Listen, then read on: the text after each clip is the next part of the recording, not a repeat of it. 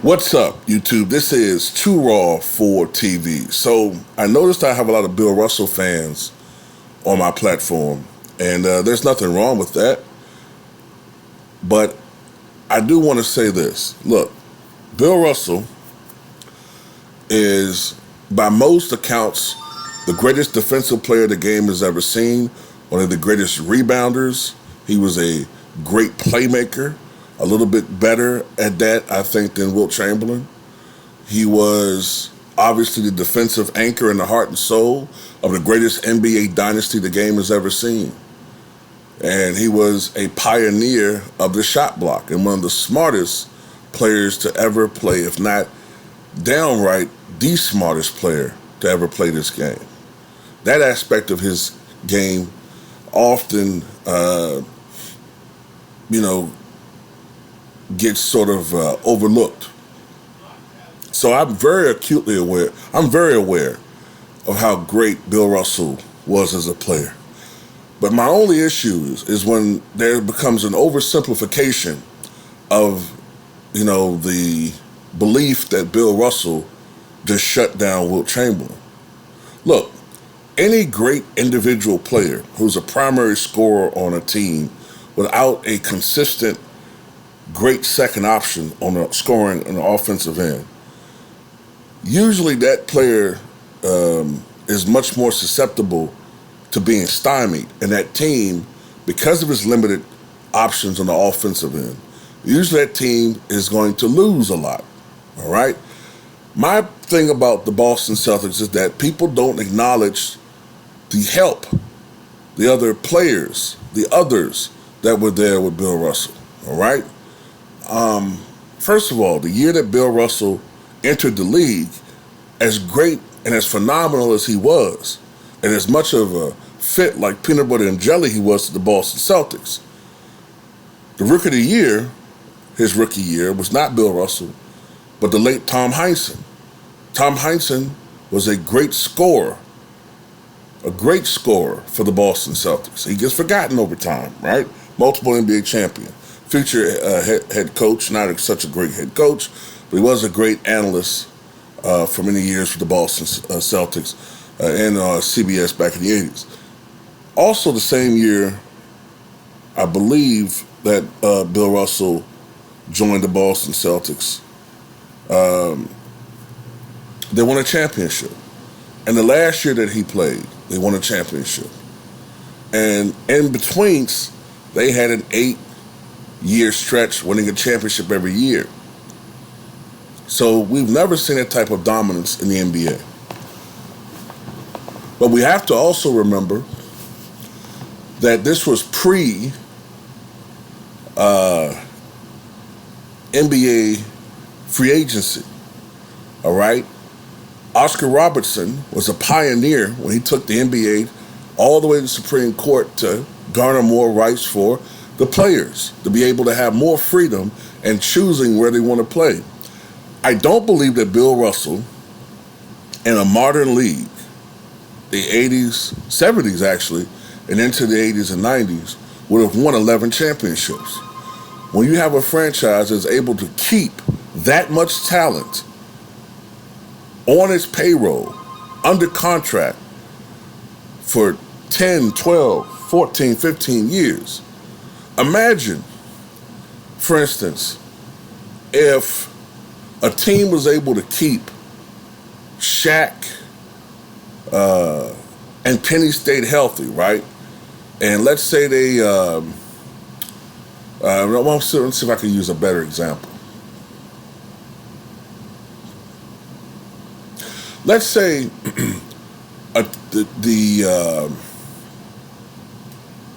let's say a team like the Chicago Bulls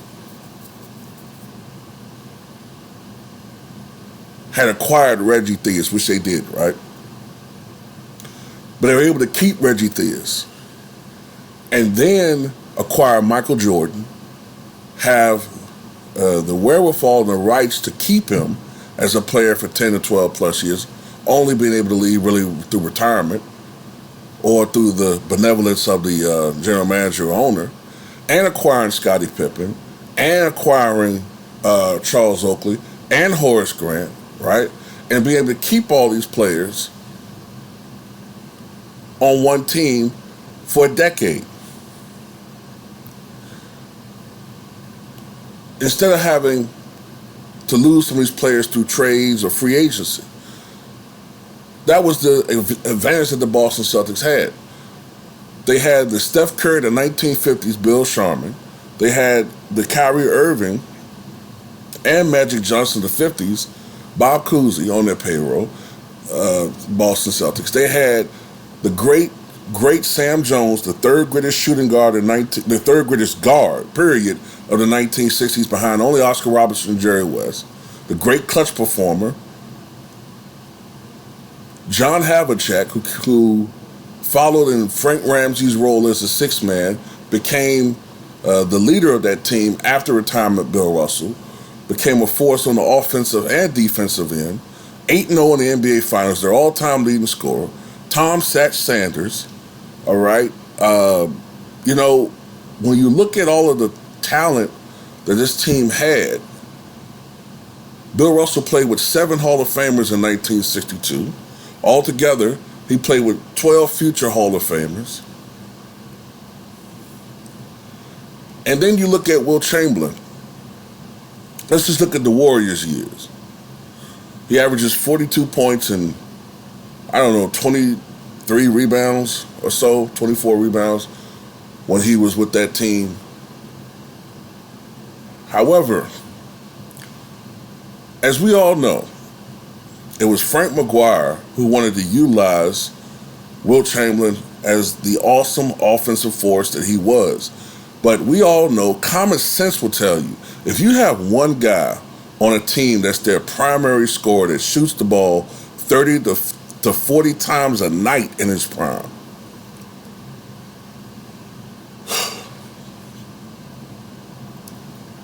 and you don't have a consistent secondary scorer, and you're going up against a team that has multiple scoring options, who do you think is going to be at advantage? Especially when you consider the fact that Wilt Chamberlain was a center. He wasn't a perimeter player like Michael Jordan or Kobe Bryant or James Harden, who always had the ball in his hands. He had to get the ball. And if you're doubling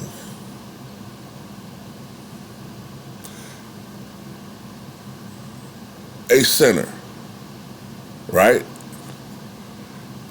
If you're doubling the center, if you're a small forward like John Havlicek, and you're denying entry passes from the perimeter, and you have to work really hard, if you're Wilt Chamberlain, to beat a double team to score on a consistent basis, while you're being guarded by the greatest defender of all time. Why is it a boasting point to say, hey, he went from 50 points a game to 35 points a game? Of course.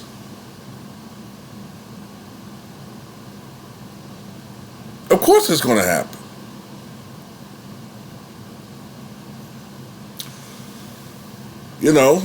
Especially if your strategy is to stop Wilt Chamberlain and let others beat you.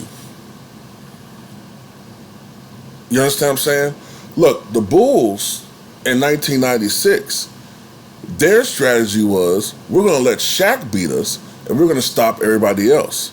We're going to stop the shooters. They didn't want Dennis Scott and Nick Anderson to get off. They didn't care if Shaq scored his 26-27 or Penny gets his 25. They wanted to stop the other two. That's what they did. But because Wilt Chamberlain was the only primary scorer during those years, hell, that's why they were able to beat them on a regular basis. Now, I understand some years Wilt's teams had a better record or whatever. Look, it is what it is. I do know that when Wilt Chamberlain started having talent on his team, when he started being surrounded by comparable talent, he started going deeper in the playoffs and went to the finals. Some of those years, unfortunately, his team had to deal with injuries. All right? 1967, it all came together for Wilt Chamberlain. They went 68-13 during the regular season and romped to an NBA championship. They failed the next year to repeat, primarily due to injuries. 1969, you can hold against Wilt, I guess. You know, I'm not going to make excuses for that. They should have won that finals.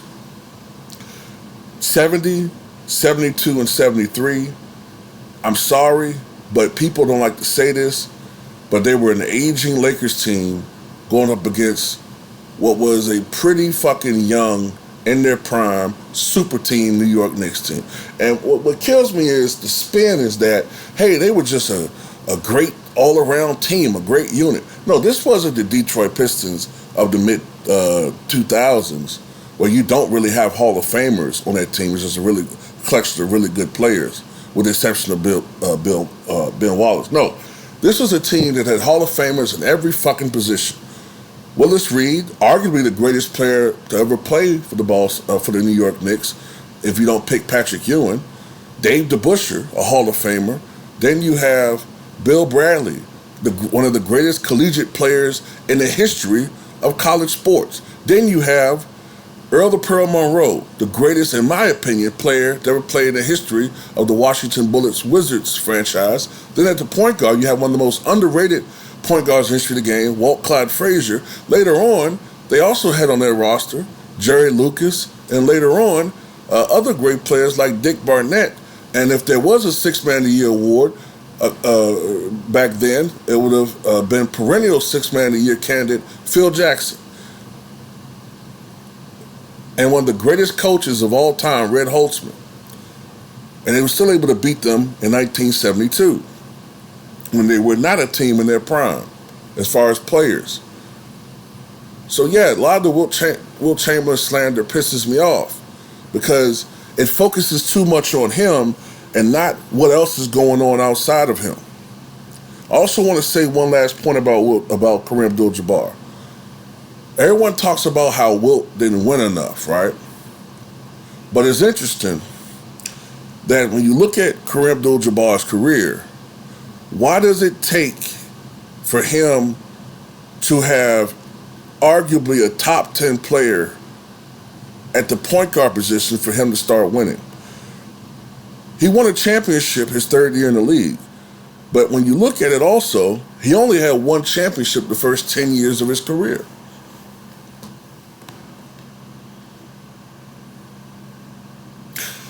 When he was with the Lakers, in between Magic Johnson, in between Oscar Robertson, he lost. Look, I find it interesting. 1971, they won the championship. 1974, they go to the NBA Finals, right? Come close to winning a second championship. After Oscar Robertson retires, if I'm not mistaken, in 1974, Kareem's last year with the Bucks, they have a losing record. Now, how the hell does that happen? Then when he's with the Lakers, before Magic Johnson comes there, while individually he's brilliant, they're not winning. They're an average team at best. They get upset in the playoffs by the Portland Trailblazers. Many years they are like sort of in the middle or the bottom of the conference. And it's not like he didn't have some players there. He played with Norm Nixon. He played 1 year with future Hall of Famer Adrian Dantley. So there were players there. But hey, he wasn't winning until he had a Hall of Fame point guard. But yet, when I make the same argument about Wilt Chamberlain not really winning because, hey, he didn't have any great players with him until he got to Philly, nobody wants to hear that shit. So anyway, I just want to make this video to vent once again about why I think Wilt Chamberlain is one of the great players of all time.